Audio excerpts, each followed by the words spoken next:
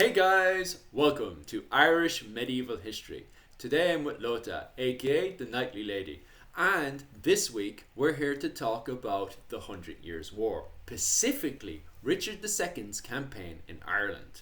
Now, if you haven't seen my video on the Gaelic resurgence, which is set between 1370 all the way up to 1420, you may not realise that at that period of time, Ireland was actually revolting against the English. You see, since around 1169, with the Norman invasion of Ireland, the English had been involved with Irish politics. However, when Richard II had taken over around 1370, the problem was that England at the time was still feeling the effects of not only the Black Death, but also being heavily involved with the 100 Years' War was causing taxes to go a little bit too high.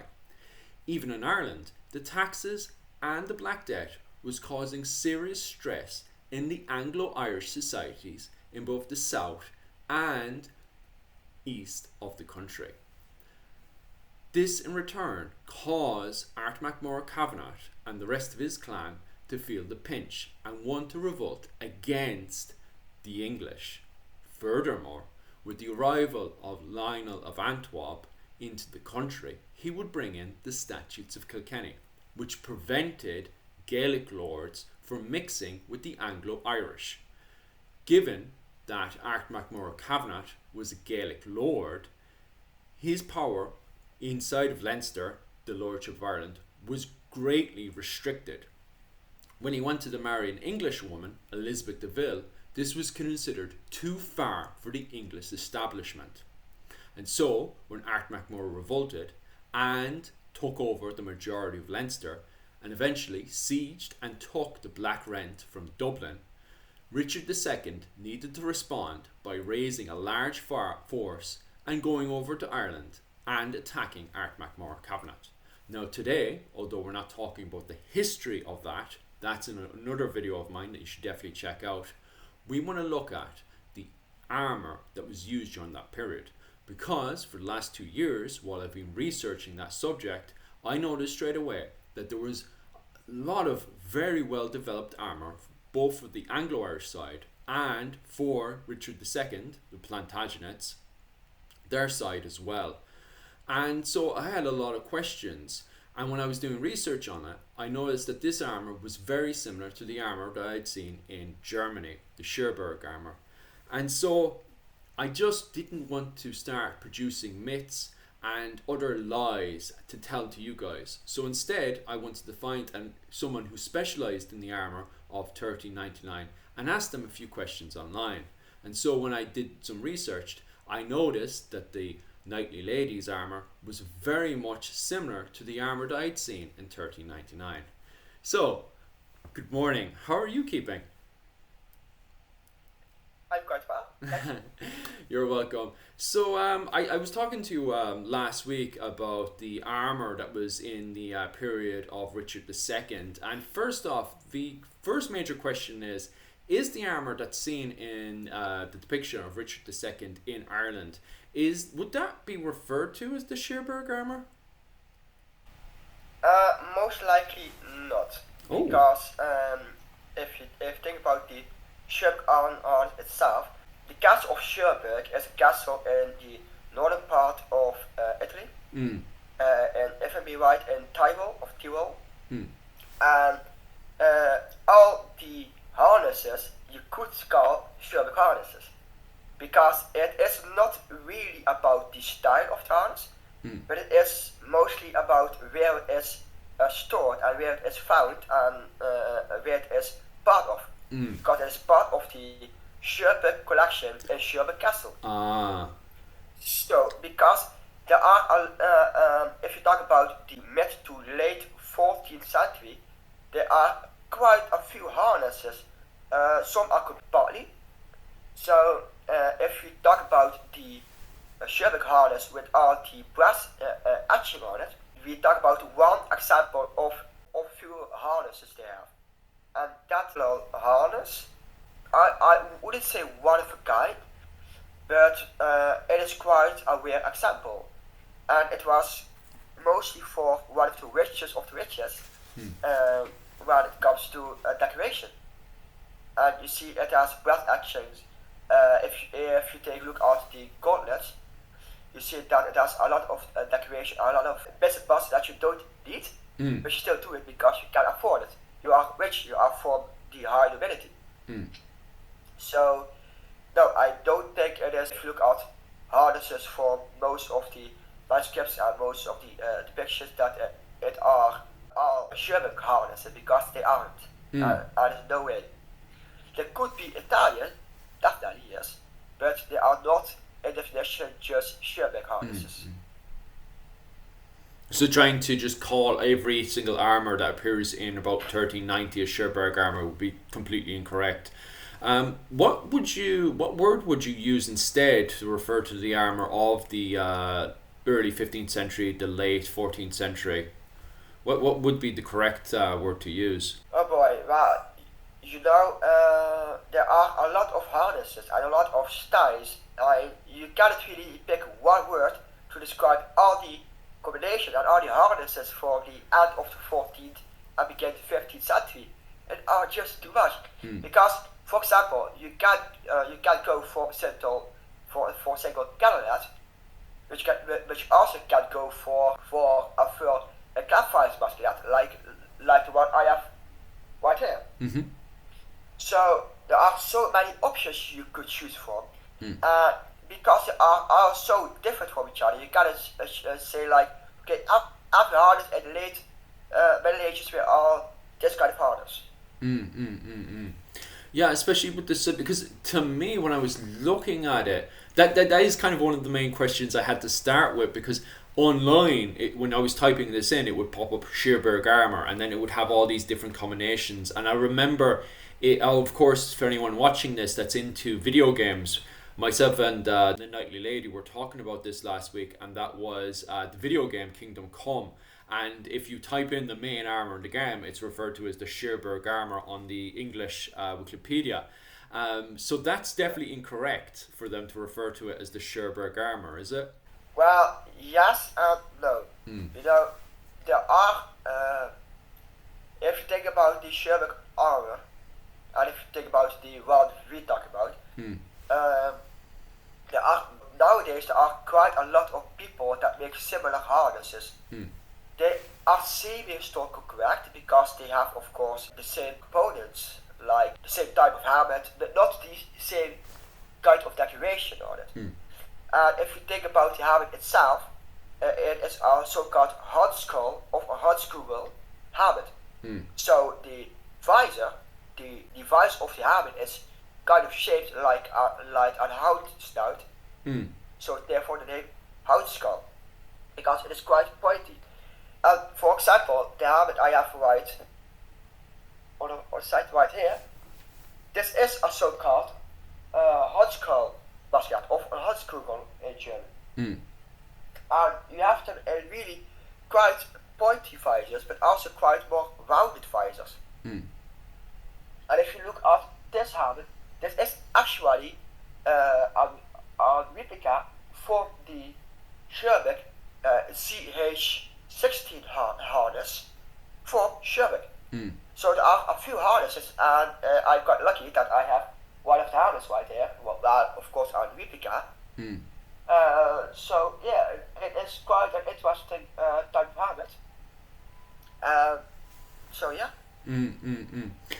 That's quite interesting, alright, and it's a real slap in the back of my head for somebody who doesn't specialise in armour, but yet, because you see historians all the time who don't specialise in armour and suddenly blah, blah, blah, blah, blah, and I kind of didn't want to fall into the same pit hole that everyone else was falling in, especially when I'm going online and I'm finding a lot of misinformation on this. So that's a big slap in the back of my head anyway, that's for sure. The next thing I have, the next question I have as well is, what causes the development and the change? Why are we seeing people going from riveted mail slightly starting to go into full plate armor at this point? What's going on? Is it an effect? Is it something that's happening in France that's causing this ripple effect into Ireland, or is it wider afield? Like, what's going on? Like, especially from an Irish history point of view, because from my point of view, one minute we're all having riveted mail, and the next minute Richard II has arrived, and the Anglo-Irish and the English all are in full plate armour. Like, what's going on? Well, first of all, that is kind of an illusion.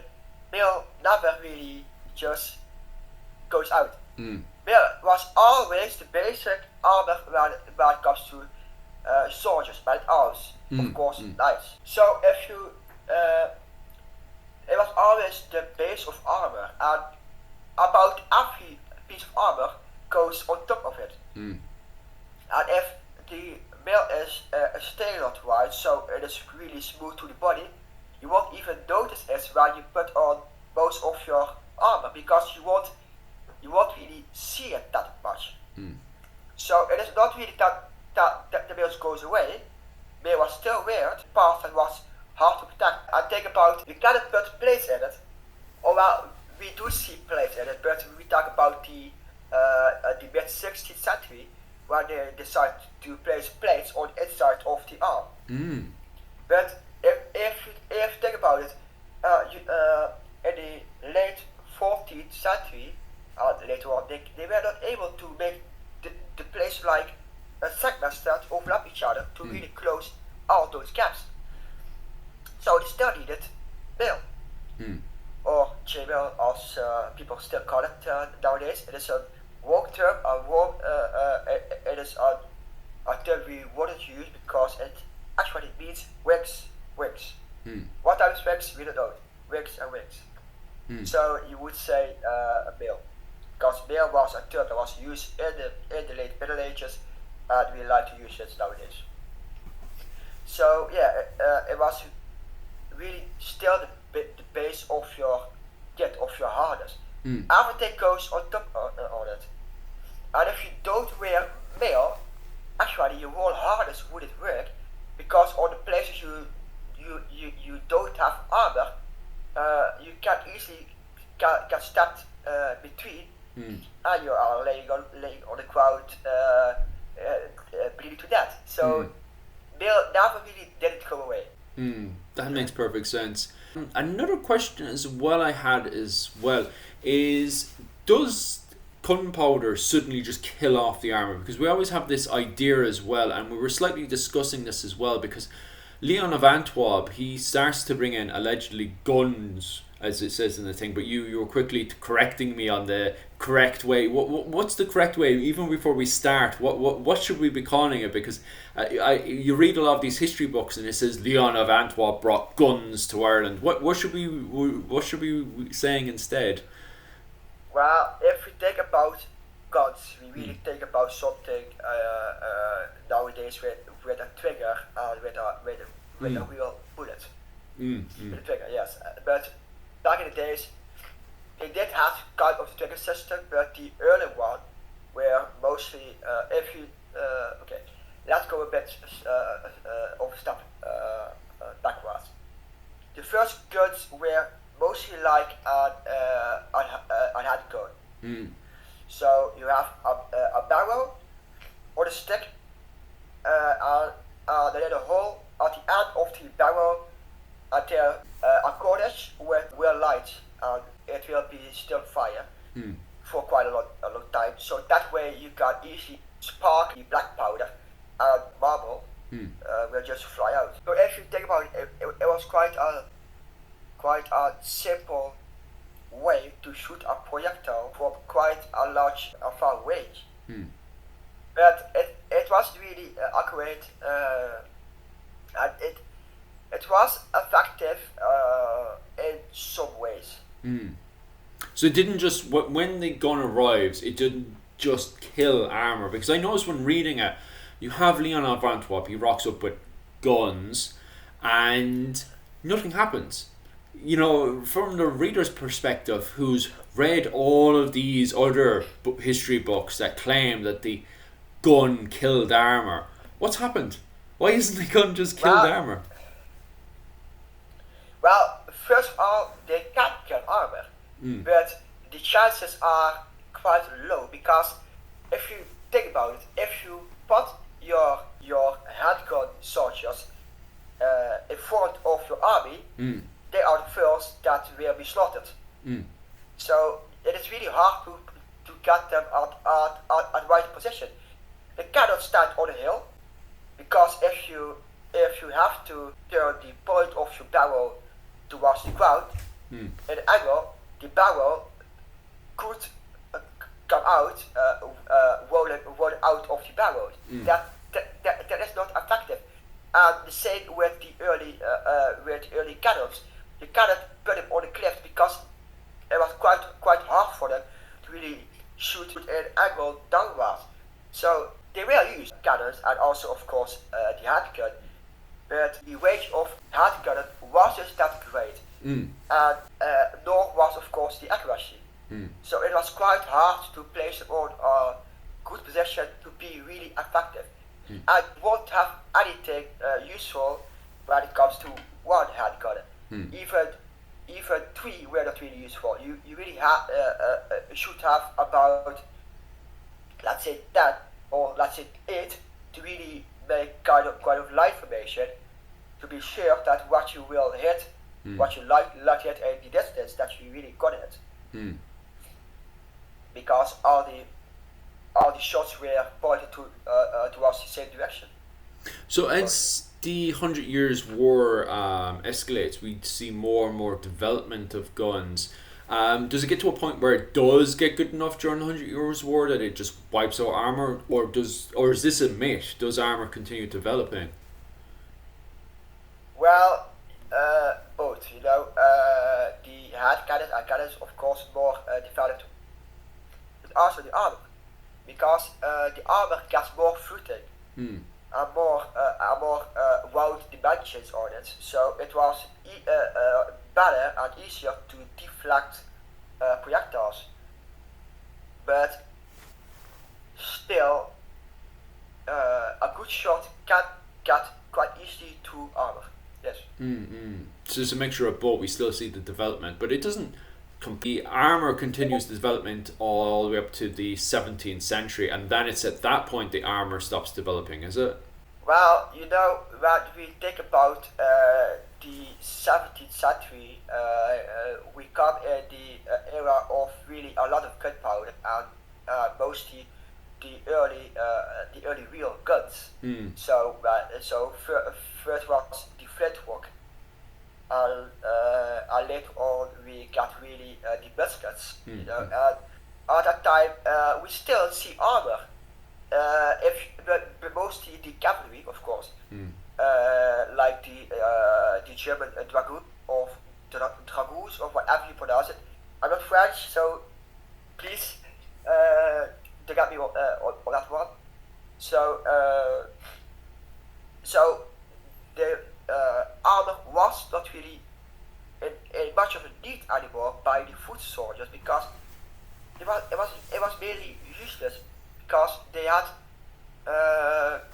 mostly guns and used pikemen, so it was a funny joke to wear plate armor on a battle where mostly long distance weapons were used. So it was useless. If the plate armor they used for the cavalry, for the dragoons and other cavalry, it was made from a quite thick piece of metal, and if I mean right, even from 3mm thick tempered steel. So it was hardened, it was really strong, and that could, from a far distance, it could hold a bullet. So yeah. So we are starting to evolve, like especially after the 100 years, where we are starting to, so it's not a case of like the gun, because like everybody has this idea that around 1420 guns arrive, like the modern guns arrive, and then all the armor is just wiped off the planet. So it definitely does confirm what I was starting to think is, and that is that it's a development into full plate armor disappearing, not a case of whack, armor's gone. Like, Like some people put the end of the 100 Years' War as the end of the medieval period. I myself put it around 1500s, even pushing up to the 1600s, because the end of the feudal period in Japan and kind of in Ireland is more or less the 1600s. The start of the 1600s, not so much the 1500s. So it's a kind of a blur period. Like even the term medieval period is kind of blurred out. Like there's not a sudden thing of them going to bed that night and then going to bed in full plate armor and then waking up and they're in their Cromwell clothing. It's not that does not happen. I'm assuming it's the same in the continent, where they're not going to bed in their full plate armor and waking up in their time for the old Reformation to happen. Well, if you take 2 years later, you are in the early 2000s. It wasn't like, okay, now I am in the 2000s, after shades. Not really. Not really.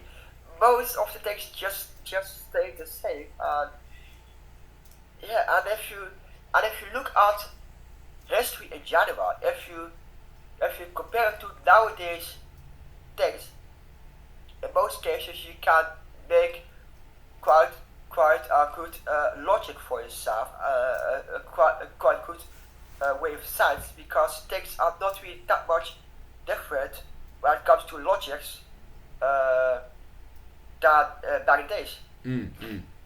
So it was not like, okay, today I am medieval, tomorrow I am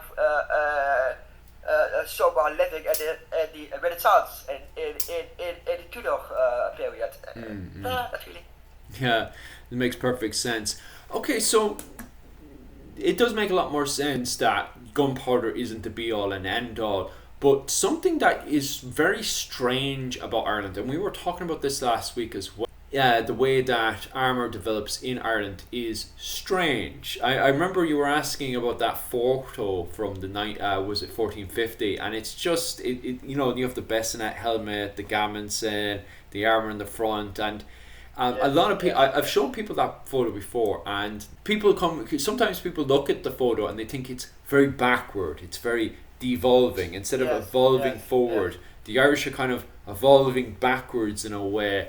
But in my interpretation, before I ask about your own interpretation of the 1450s armour and why Ireland is developing this way instead of that way with the rest of the continent and evolving by the looks of it, one of the biggest shocks to the system would be definitely what happened around 1399 when Richard II comes into the country. He goes to fight with Art MacMor Cavanagh, and instead of fighting in common land with common roads and stuff, Richard II, for some strange reason, follows Art MacMor up to the Wicklow Mountains, and they start to fight in more poor terrain and stuff. What happens to the fully armoured warriors? Why are they slowly but surely being dissected by the lightly armoured Irish troops? What, in your opinion, is going on there? Yes, so let's go a bit back to the guns.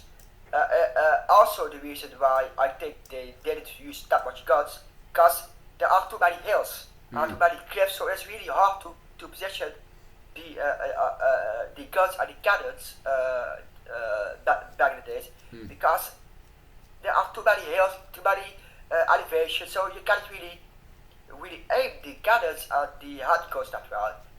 And I think that's partly the same reason why they didn't use that much plate armor, because it was one harder to combat, I think, because I think the British really tried to not give the Irish the opportunity to wear plate armor.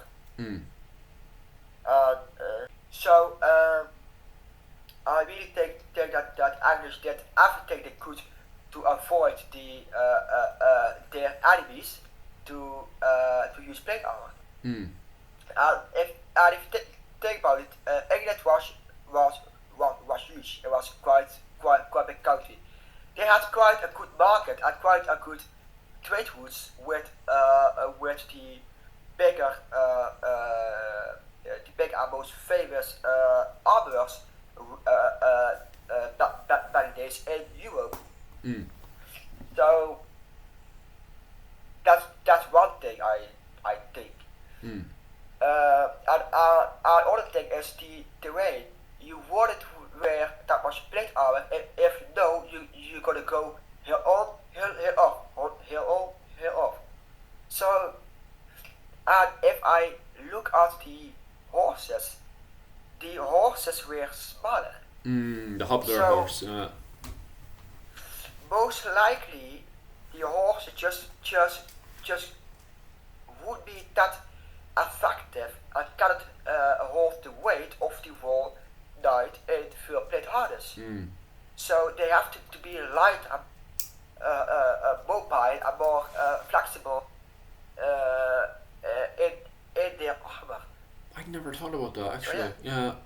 Because you see that going in from the 1450s up to the Tudor period and stuff, where there's a sudden massive change in development of the armour for the Burghs, especially the Burghs, the Fitzgeralds, the Butlers, where you've got people who have first off, especially the Butlers and the Fitzgeralds, the Burghs are pretty much collapsing. They end up in a little civil war, and they're an Anglo-Irish family.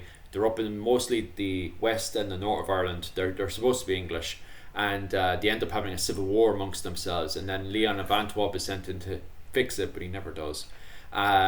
So they're too busy being pinned up with their problems. But the Fitzgeralds and the Butlers, on the other hand, they're involved with France, so they're fighting in France, and they have the latest developed English armour.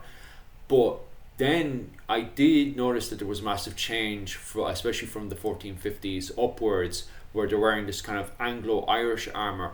And yeah, your idea that it was because they wanted to go into the hobbler horse to go cattle raiding against the Gaelic clans, and also to harass any English that are coming in to reinvade them again, that makes perfect sense actually, to be able to quickly go through the trees, do the attacking they need to do, and then get back out again, instead of wearing the big bulky armour they would have worn during the 100 Years' War.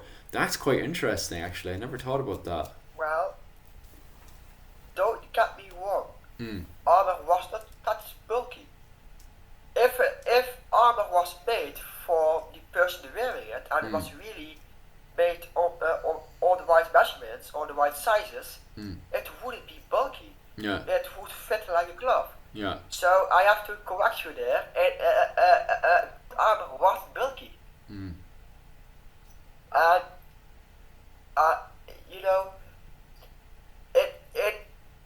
it isn't bulky, but it is still hard to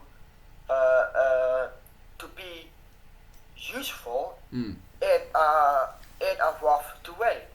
So it hasn't really to do anything with that if it is bulky or not. It is mostly like you can't see that well while wearing a thousand helmet. You see enough, but not from a far distance. Yeah. So why bother with a thousand helmet when you know you're only gonna wait a village, or only gonna do a little ambush and not really go that much in the depth of the fight itself. So yeah. Yeah, and that would have been a massive nightmare when you're dealing with the Wicklow Mountains, the way that Richard II, he just gets so blindsided. And the reason why he's so successful in the first campaign is because the longbowmen are able to, the longbowmen are so good in his first campaign in 1394, where they just dominate the Kerns. The Kerns are the light infantry. They don't even wear armour most of the time. They are of the noble class, but their martial arts are top, so they don't really depend on armour too much. But the longbowmen are just on top of them every single time. And the longbowmen at this point are very battle hardened from fighting not just in France, but also they have the odd fighting here and there in Wales. I know a massive amount of the campaign happens after the 1099 campaign, when Owen Glundov rebels against Henry IV. Henry IV. But you're dealing with very battle-hardened Welsh and Englishmen who are now fighting against the Kerns, and they do a very good job, and they just have their buckler on the side and the sword, so they do really well in the Irish terrain. However, I just noticed going through it that the full plate armour in Ireland really falls apart. Not so much when they're in the open ground. When they're fighting around the Carlow Castle, when they're fighting around Dublin, when they're fighting around Waterford, they're grand. They hold their own.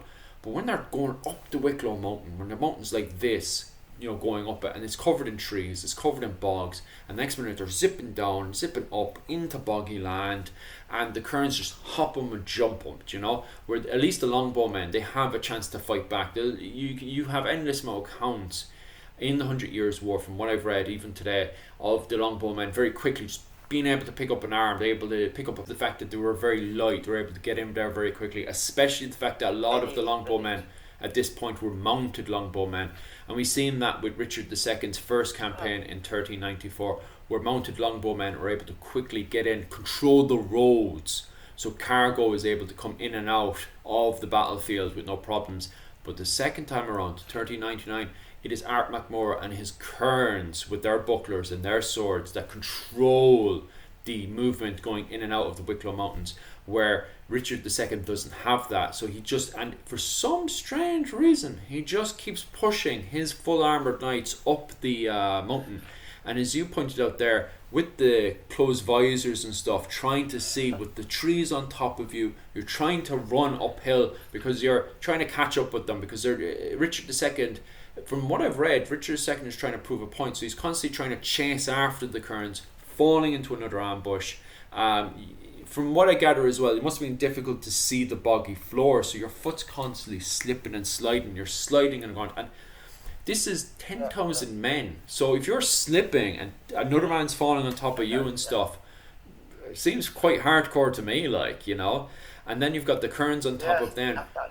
So it appears to me that's why Irish armour, instead of, because we're always looking at Irish armour and we're assuming we're dealing with the same situations on the continent that we're facing in Ireland, and that doesn't seem to be the case at all. It seems to me that the Anglo-Irish aren't de-evolving, they're just adapting to the situation in front of them. Would I be right in saying that?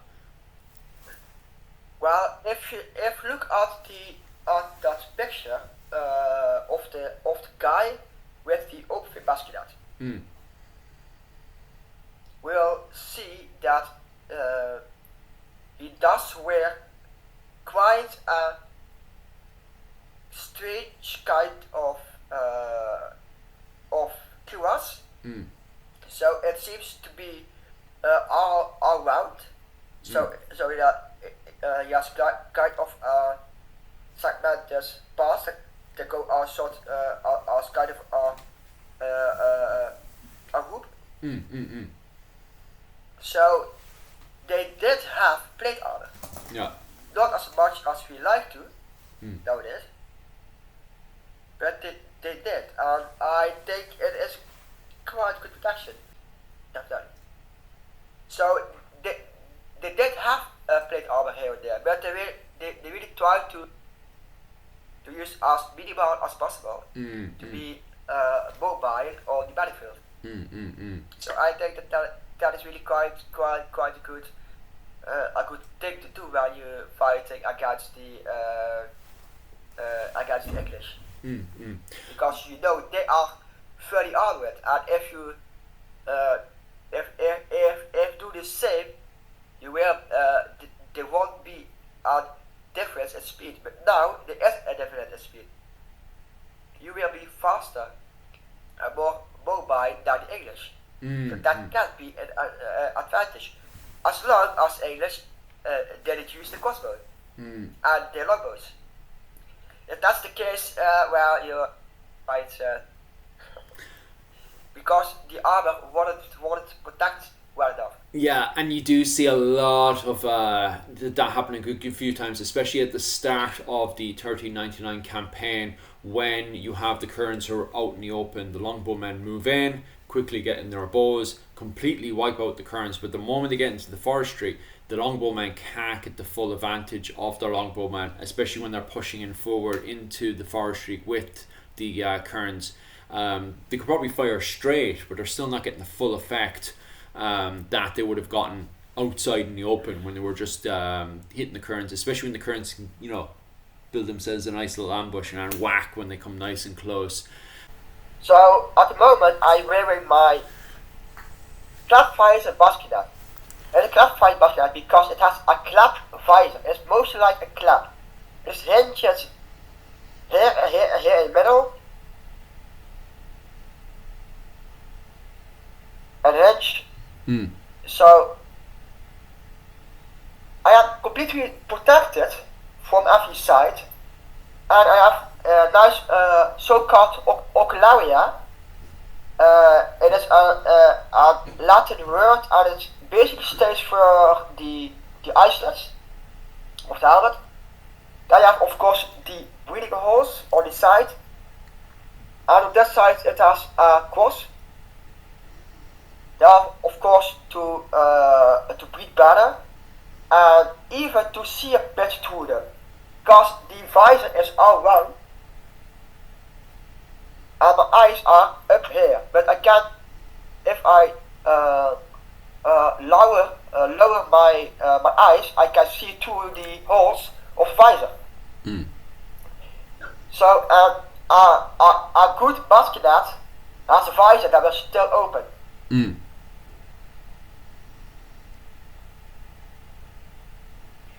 there we have it. And if you can see here, this is a so-called covered aventail. So it is covered, that means that it has indeed mail inside of it. So you have of course the padding, the quilted or padding, then you have the mail on top of it, and over it goes just a thin layer of fabric, cloth.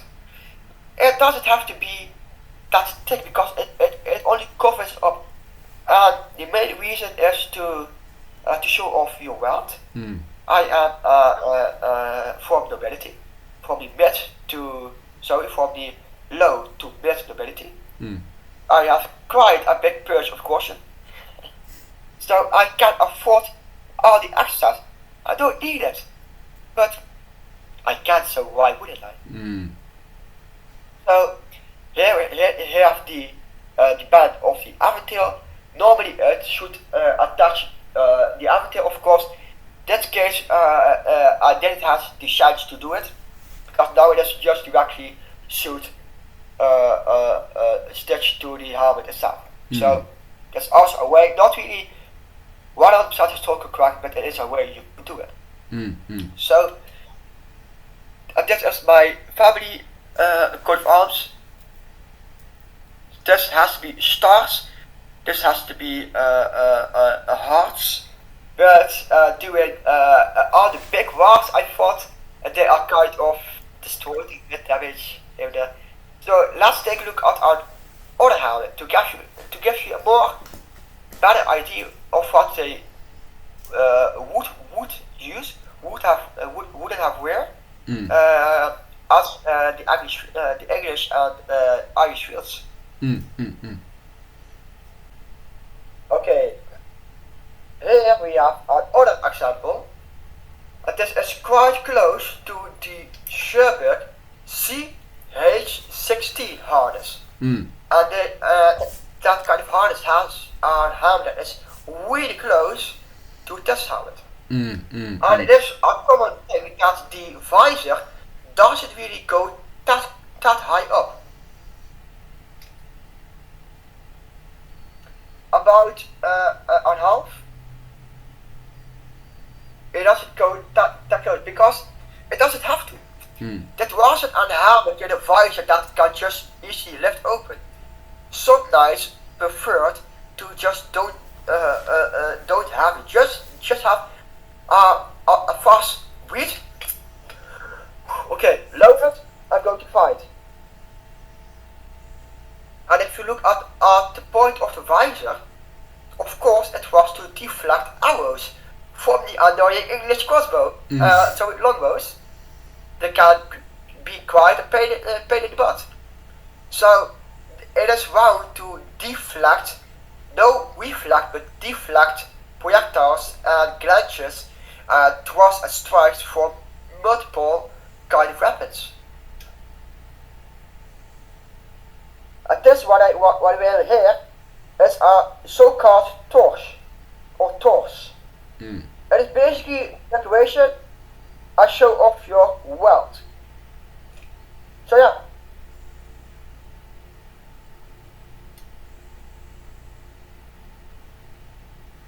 And also this one has a grill for the ocularia. That's definitely going to stop longbowmen getting in.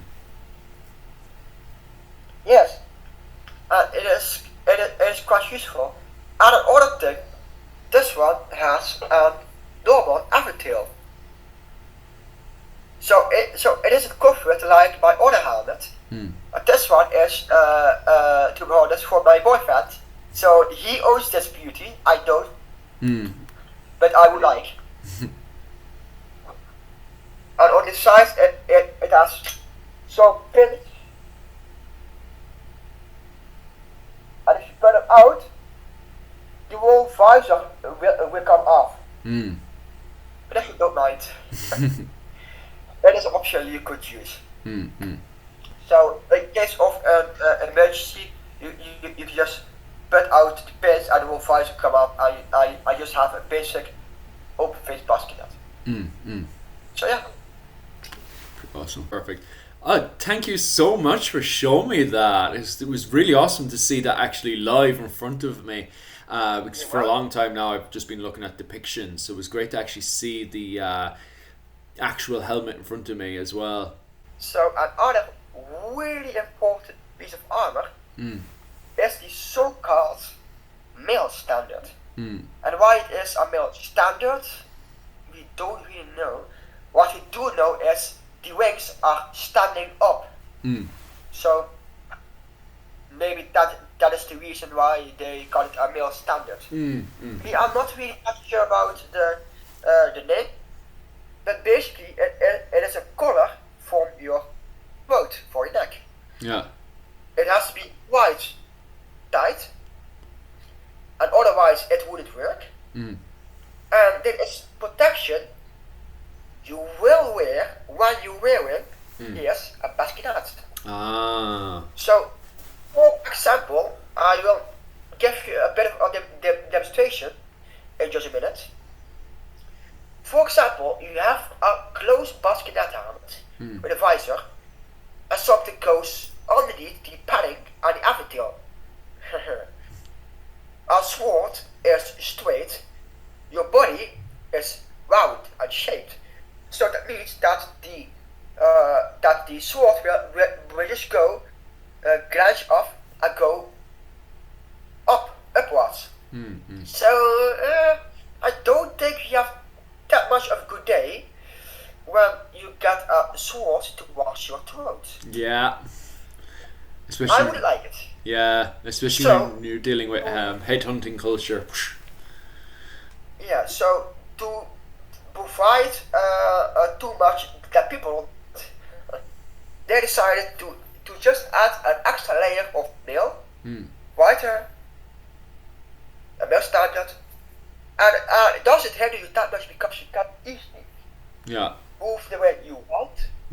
It is tight, but not too tight. I can easily put 2 fingers in between, and you're gonna need that 2 fingers of space in between. Yeah.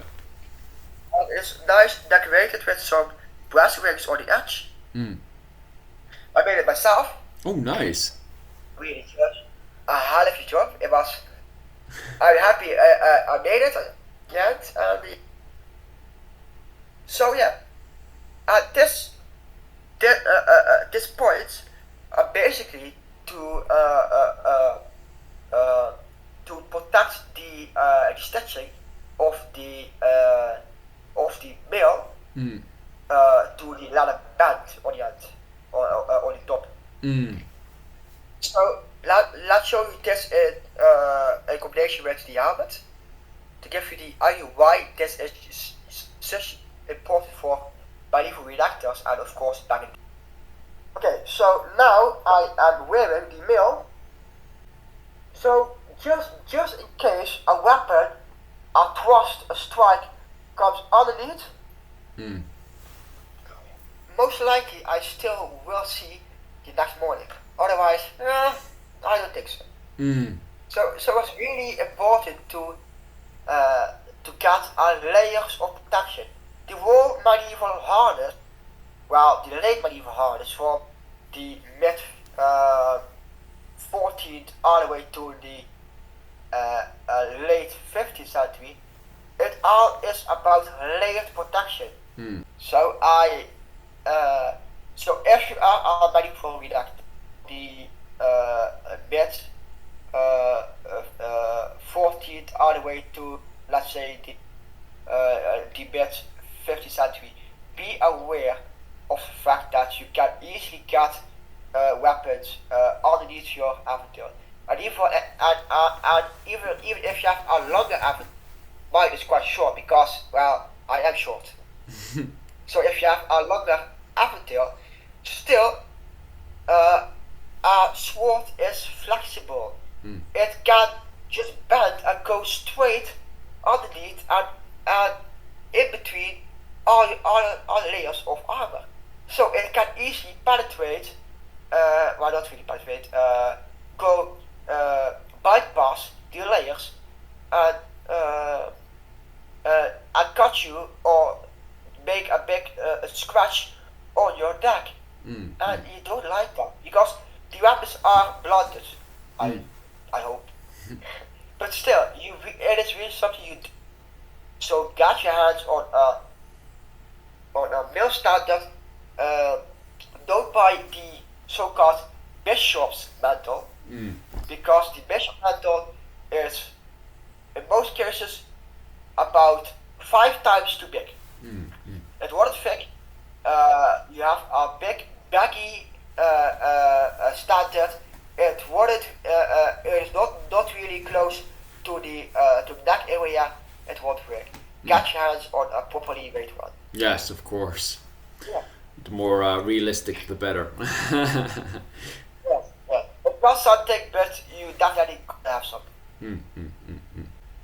Okay, so this is my so-called breastplate. It is not a cuirass, because in most cases a cuirass have a backplate and of course a front plate, a breastplate and a backplate. This is just a normal breastplate, and it of course protects thereby the breast, and it has a nice V-shaped piece of steel to it. Do you know the reason for it? No, I don't.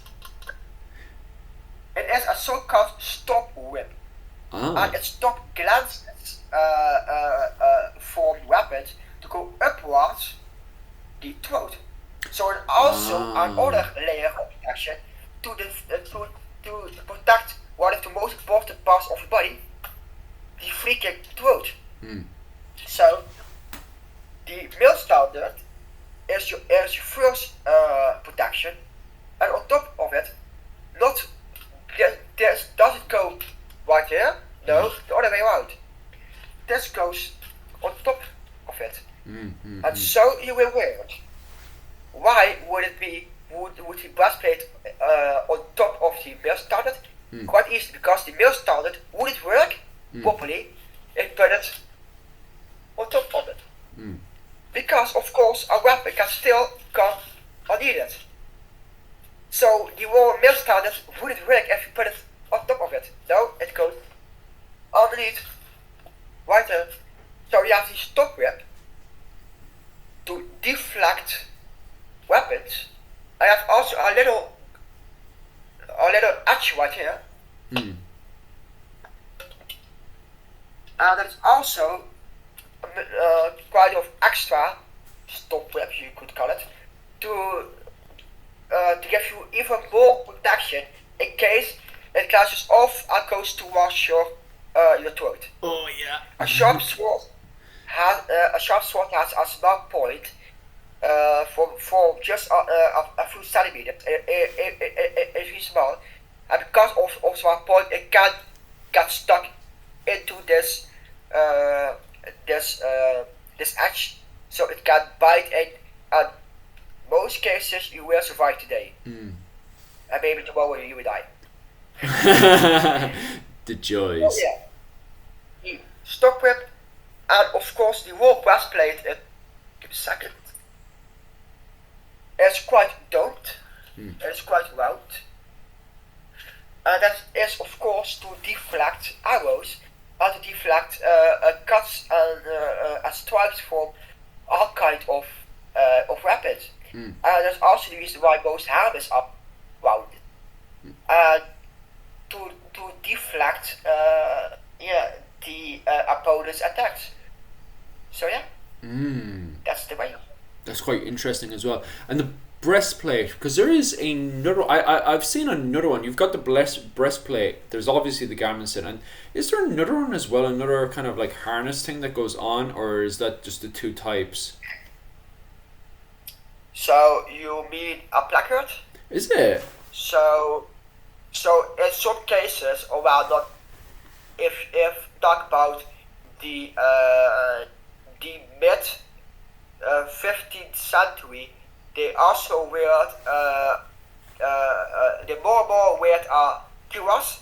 So a cuirass is basically like set a front part and back part, and they use a so-called fold. A fold are kind of cemented loops that overlap each other, so you can so you will protect your down parts, torso, and your hips and your thigh and all those lips. And yes, and I have also an own fold. So multiple layers of plates that overlap each other to make the really shape for your heads and your those areas. But in my current harness, I don't really like it. It isn't that useful. I leave it like this. So perfect. yeah. But if you mine is covered with fabric, and you could also use to leave it just so you can see plates. So the same idea with my so it has steel on it, but you can. That's the same with the covered fold. That's why it calls it covered. A double fold is just plain steel. I can see all the plates, all the segments. Yeah, I do recognize that one. All right. Oh, the old gauntlets. Yeah, gauntlets are quite funny in Ireland because we still see gauntlets all the way up to the Tudor period, and we even have records of kerns with one gauntlet and a Irish ring sword. Have you seen that imagery? I don't know. Yeah, I'll make sure to post it up. But yeah, the kerns they were kind of in the between noble class, and they would often go into battle with no armor on, a buckler and a sword. But there's some depictions not even having a buckler, but having just a gauntlet and a sword. And it's quite unusual, especially in the Tudor period. I'll definitely send it on to you. I'll put it up on this video anyway for sure. But yeah, the Irish do like their gauntlets, especially when a lot of them seem to be able to just quickly kind of jab out a block and be able to get in with the move.